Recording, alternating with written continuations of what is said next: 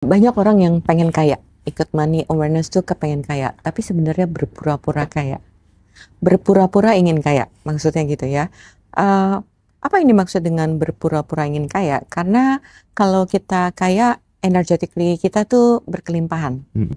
Jadi ketika dia punya energi kemudahan, dia ask the question. So yang kita minta adalah bukan kayak, "Aku pengen uang datang dengan mudah," tapi biasanya aku, pakai question yang open loop. Misalkan bagaimana aku bisa berkemudahan dalam menciptakan lebih banyak uang. Sadar nggak kalau keluhan itu sebenarnya kita mereject uang? Mmm. Sadar nggak ketakutan yang kita pilih itu mereject uang?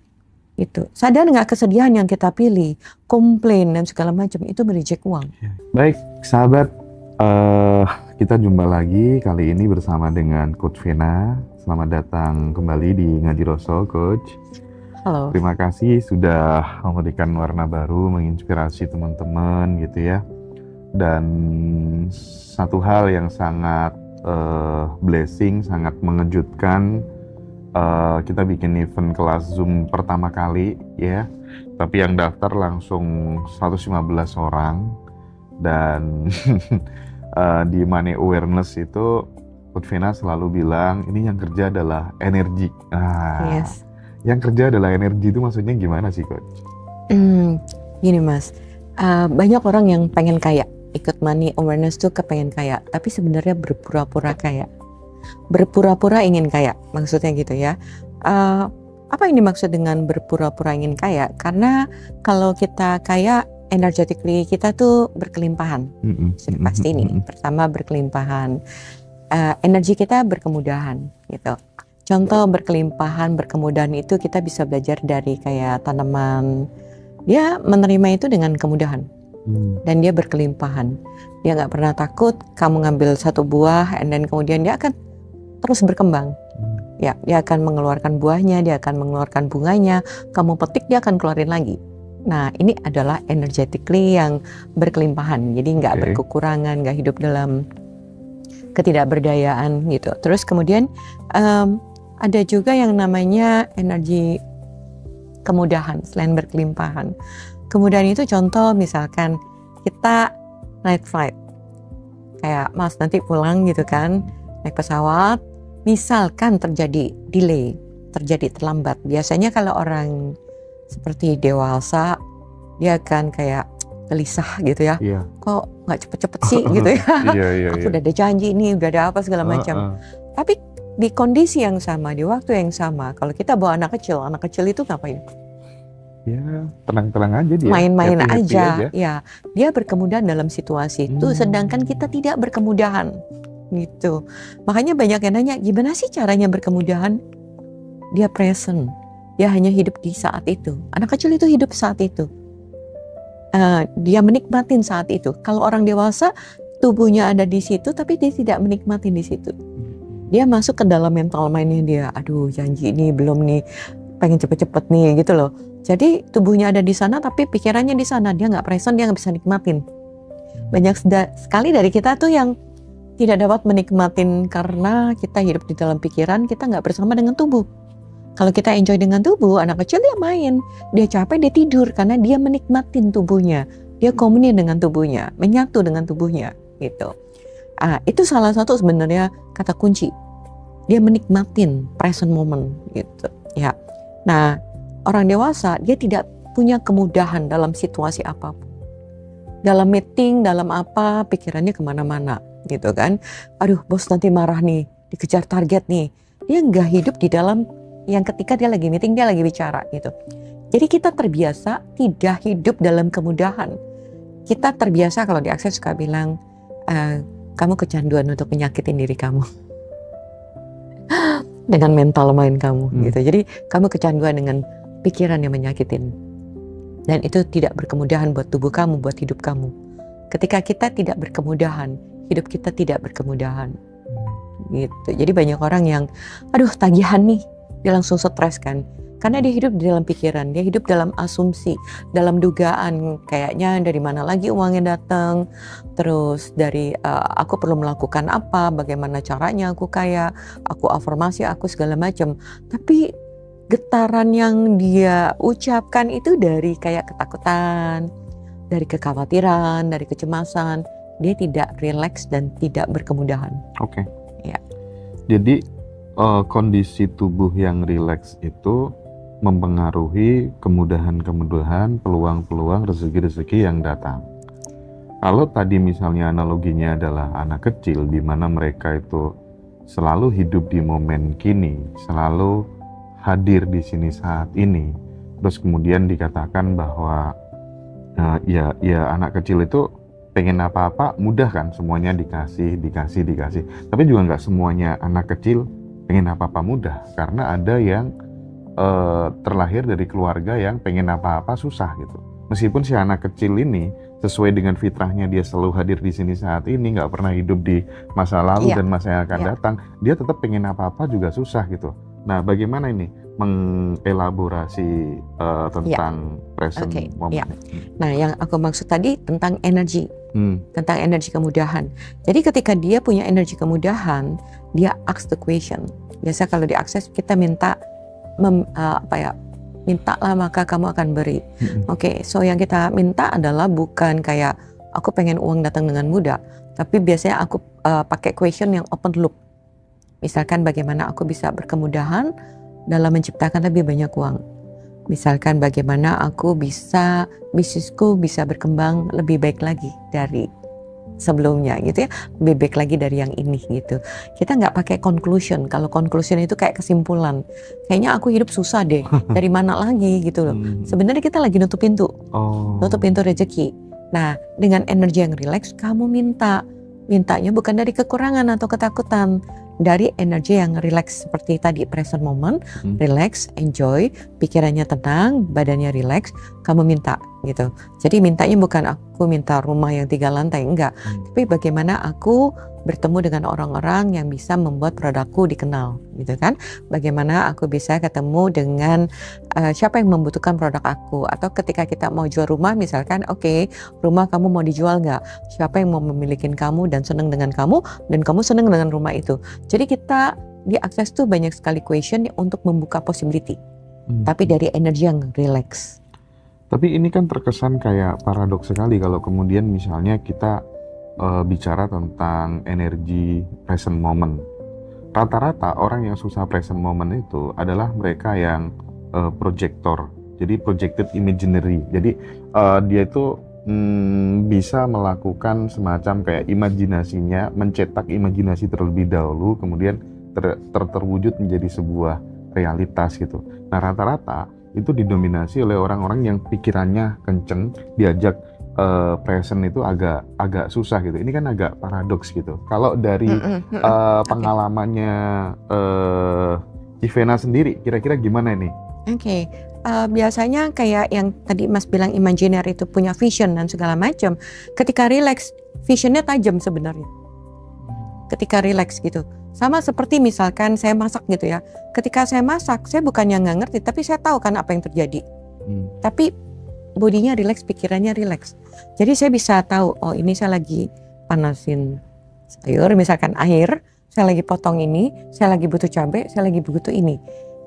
Kita relax itu bukan berarti nggak ngapa-ngapain. Relax itu maksudnya di dalam kepala kita tuh punya ruang. Ya, kita hidup di dalam present, tahu apa yang sedang terjadi. Kalau dalam bisnis ketika kita relax, kita tahu bisnis kita mau dibawa kemana.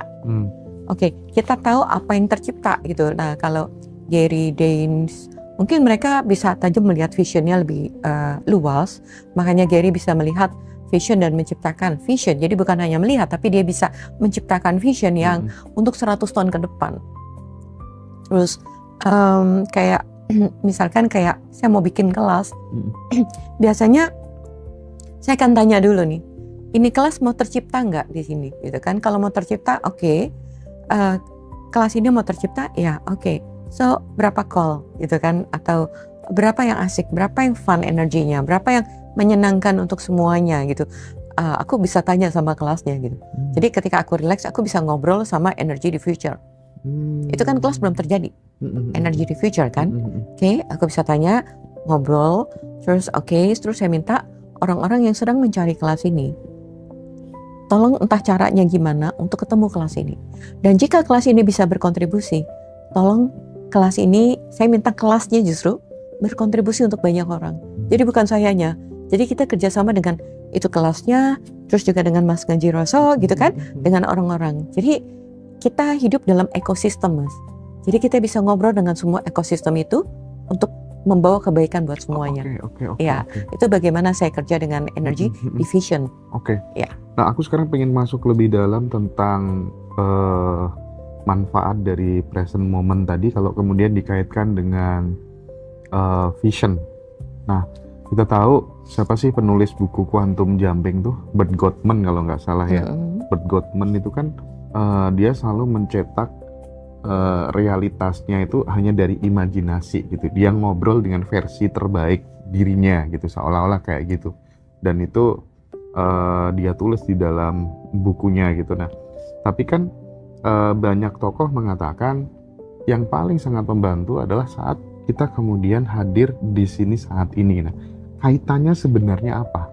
Vision dengan hadir di sini saat ini itu. Yes. Nah, maksudnya gini. Saya kasih contoh dulu ya, yang dimana saya relax dan saya nggak relax. Waktu itu saya suruh bikin gambar. Saya hosting orang dari Malaysia. Saya disuruh bikin, dia punya desain flyernya. Nah, karena saya hidup di dalam things to do, saya biasanya sebelum tidur saya harus beresin dulu.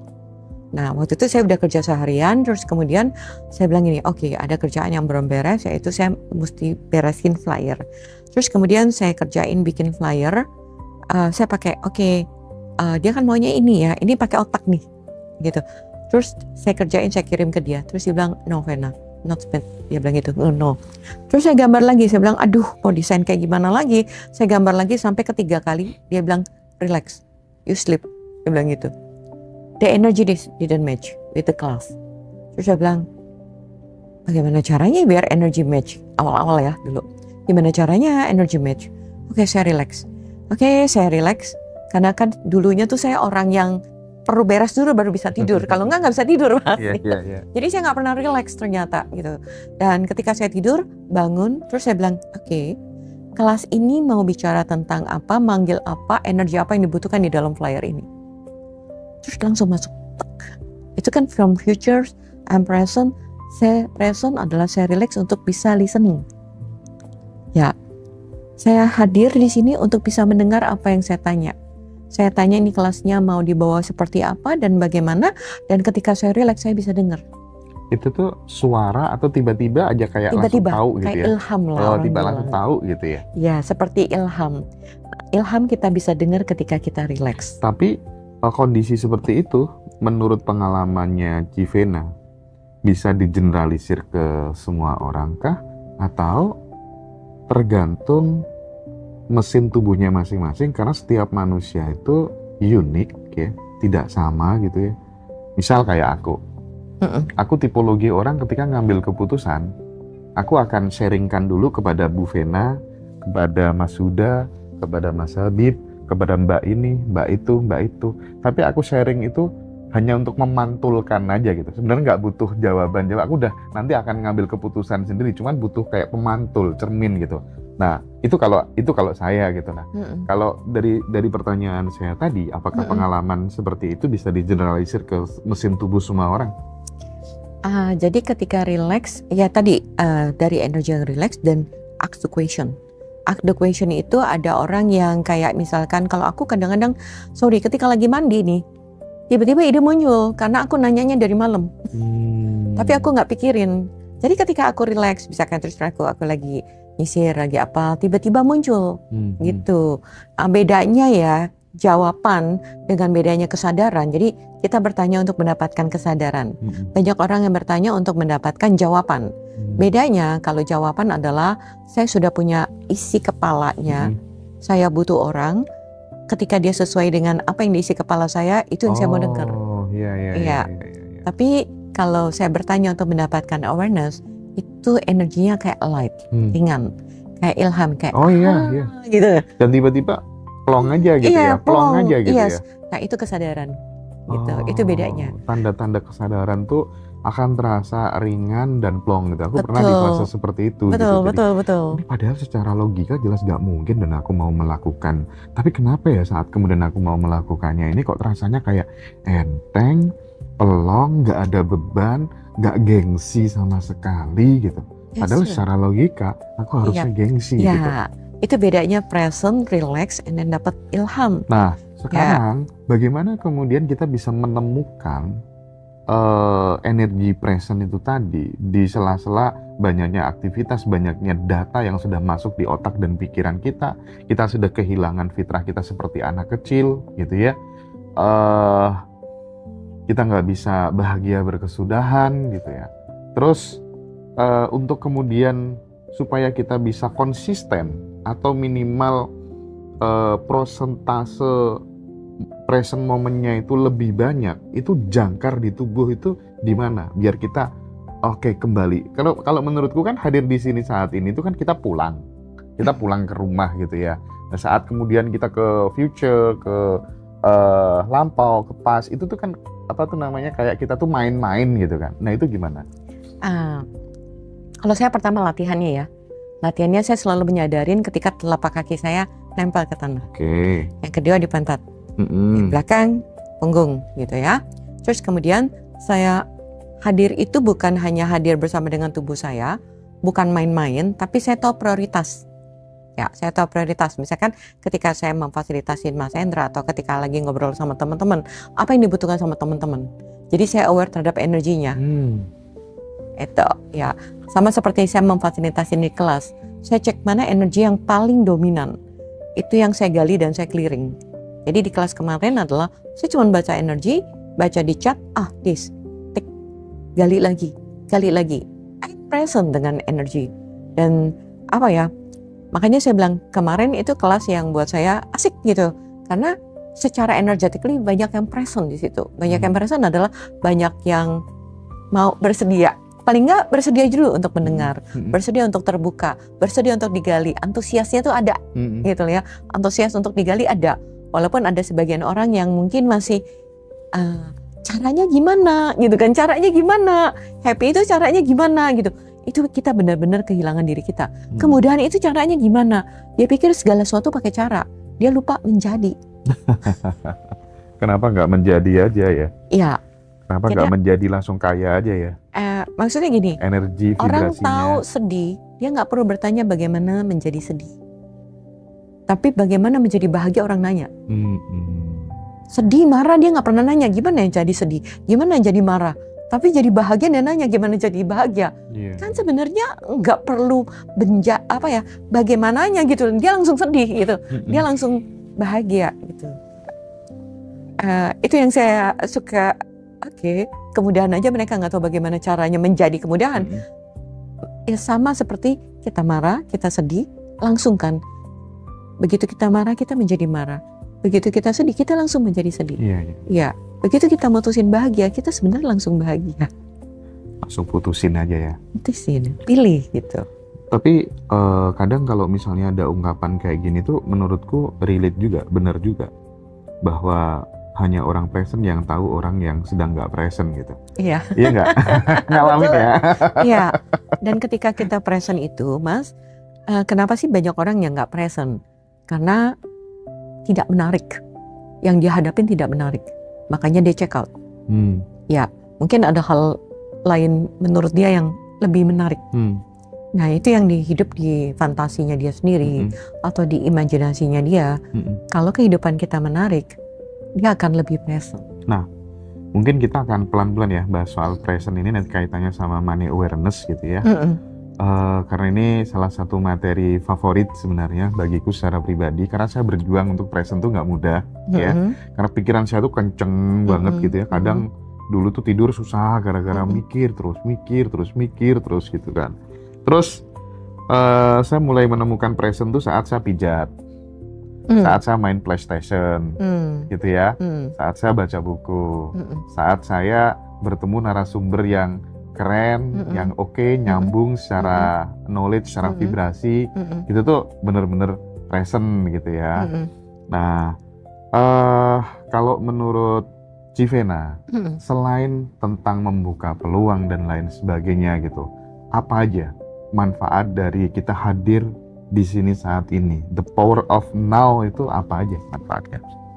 Kita tidak terpengaruh sama realita yang orang lain ciptakan dan apa yang kata orang. Nggak mudah ke-trigger. Jadi kita kayak gini, kalau kita ketemu dengan orang, ada beberapa yang DM ke saya dari Money Awareness bahwa dia di investasi dan ditipu. Jika kita hidup present, kita tahu dia energinya. Energi dari orang itu, energi behind the scene-nya, ya bahkan kita bisa baca. Itu yang membuat kita nggak mudah ditipu. Karena present itu membuat kita menakutkan buat orang. Menakutkan buat orang yang punya niat nggak baik. Oh, iya. Iya, kamu sangat present sehingga kamu tahu dia bohong. Iya. Yes, dan itu menakutkan kan buat orang lain. Ya, kita sangat present. Bahkan sebelum ketika dia berpikir, sebelum dia berucap, kita udah tahu. Itu juga berpengaruh pada saat misalnya kita di WhatsApp sama orang yang baru dikenal gitu ya. Secara energi, terkadang itu kita bisa ngebaca ini orang nggak beres. Yes. Iya nggak? Iya. Nah itu kita present gitu. Tapi banyak orang yang presentnya itu cuman kepada sesuatu yang menarik, tapi dia melupakan tubuh. Nah kembali lagi Mas, kadang kita kayak saya punya keponakan yang main game. Ibunya selalu bilang, stop main game, makan dan bla bla bla bla. Anak itu pasti dengar, tapi dia tidak tertarik atas kata-kata ibunya gitu ya, karena main game mungkin lebih menarik. Oke, apa yang saya lakukan ke keponakan saya cuma bilang ini, hello, asik ya kalau kita bisa main depan tuh nanti ada kolam renang di depan, yuk kita jalan main di kolam renang. Coba tanya tubuhnya mau bergerak gak? Karena tubuh itu senang dengan bergerak. Tubuh itu tidak suka dengan stuck yang kayak Mas bilang kan, sukanya pijit atau segala macam. Tubuh kita itu senang dengan bergerak. Molekul itu senang dengan bergerak. Dia nggak suka dengan stuck. Demikian juga dengan uang. Dia tuh tidak suka dengan stuck. Kalau kita tumpukin, taruh, kita pikir dia akan bertambah. No, kita perlu mengalirkan energi itu. Itu adalah ekosistem. Gitu. Oke. Selain itu apalagi? Civena, manfaat dari kita hadir di sini saat ini, konsisten hadir di now, mungkin tentang kemelekatan, tentang reaktif, tentang emosi, yang itu tuh berpengaruh nggak sih? Yes, saya memang terbuka kesadaran saya ketika saya sering ikut yang kelas foundation itu, terus kelas-kelas akses ya dari Gary Dan, ngebuka mata saya bahwa wow, saya hidup ternyata saya pikir saya sadar tapi saya nggak sadar. Saya melek, saya pikir saya sadar, ternyata nggak saya sadar. Contoh misalkan, kita kepengen punya banyak uang, tapi kita selalu ngeluh. Ya, sadar nggak kalau keluhan itu sebenarnya kita mereject uang? Sadar nggak ketakutan yang kita pilih itu mereject uang? Gitu. Sadar nggak kesedihan yang kita pilih, komplain dan segala macam itu mereject uang? Ya, ketika kita ngelihat scroll TikTok, kita ngelihat orang kaya lagi berantem atau segala sesuatu, terus kita bilang, terus ngelihat apa yang dihukum, yang dipenjara, atau ketika mereka ketahuan korupsi, sadar nggak kita menjudge mereka? Dan itu mereject kekayaan. Itu, dan ya banyak sekali dalam per second ketika kita melihat TikTok dan segala macam, per second kepala kita punya banyak sekali asumsi, punya banyak sekali judgement. Jadi sebenarnya hidup kita diciptakan by realita orang atau realita yang kita mau pilih. Yang pertama ya. Ya, kebanyakan kita sekarang ini dipicu sama realita yang orang posting, bukan atas apa yang kita mau pilih gitu. Itu yang ketika sadar bahwa aku selama ini menjadi budak dari realita ini. Aku menciptakan realita berdasarkan realita orang. Tentang kebencian orang terhadap pemerintah, kebencian orang terhadap orang kaya, kebencian orang terhadap keuangan, kebencian orang terhadap kehidupan. Gitu. Aku tidak menciptakan realita yang aku mau. Yang aku mau kemudahan. Nah, di sisi lain ada orang juga yang mengatakan, hidup bersama Tuhan itu nggak mudah. Terus jadi yang mudah sama apa? Kontradiksi nggak sih sebenarnya kehidupan kita? Hidup bersama Tuhan katanya nggak mudah. Tapi kamu minta kemudahan, siapa bilang hidup bersama Tuhan gak mudah? Kan Tuhan kasih kemudahan sebenarnya, gitu. Jadi banyak sekali faktor yang kita dipimpin oleh orang yang tidak sadar memimpin hidup kita. Dan kita tidak sadar dan kita mengizinkan diri kita dipimpin oleh orang yang tidak berkesadaran. Iya. Ya. Oke. Gitu. Tapi pernah nggak mengalami fase dirimu tuh kayak kesulitan gitu di awal-awal untuk present tuh kayak sulit gitu. Artinya, aduh, mikir lagi ke sana. Khawatir lagi ke sana gitu. Ada nggak momen itu? Ada dong. Ada ya? Ada. Butuh berapa lama ya kira-kira ya? Oh, sepanjang kehidupan. Oh, karena gini. Kenapa aku tanya? Karena banyak orang tuh baca bukunya Eckhart Tolle. Praktek enggak? Iya, aku ketemu banyak orang. Iya, makanya. Udah baca, udah praktek.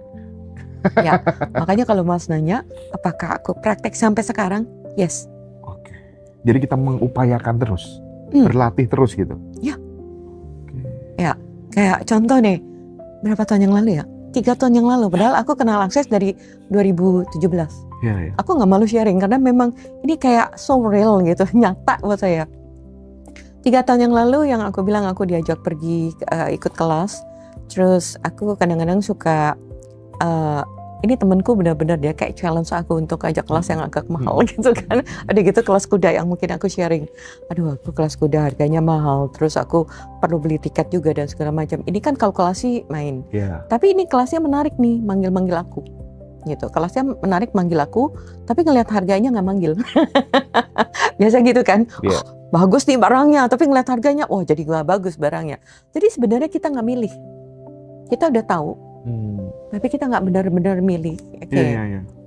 Jadi saya mengikutin ketidaksadaran saya tentang uang. Jadi saya selalu berbohong sama diri saya tentang uang, bahwa takut uangnya habis. Kalau habis gimana? Berarti saya lagi memberikan statement kepada semesta bahwa aku nggak punya cukup banyak uang loh. Ya, aku selalu mengatakan itu, jadi tanpa sadar kan. Jadi ketika kita transaksi, takut, langsung tuh pikirannya kan banyak, dan di balik pikiran itu kan banyak.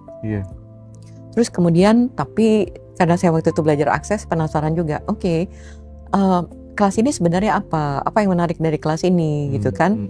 Nah, saya lempar pertanyaan, tapi saya belum memilih 100%. Saya cuma berpura-pura milih karena gengsi sama temen. Tapi, dia kan bilang, lu kan deket Akses, pakai dong toolsnya. Gengsi kan aku digituin. Aku bilang, oke, aku daftar. Aku bilang gitu, aku registrasi. Terus aku bilang aku registrasi untuk dapetin visanya nih ke Amerika. Dapetin visa ke Amerika, daftar dan segala macam. Tapi aku nggak 100% milih karena uang. Gitu ya, jadi setengah. Kerasa asik, tapi uangnya mahal. Gitu ya.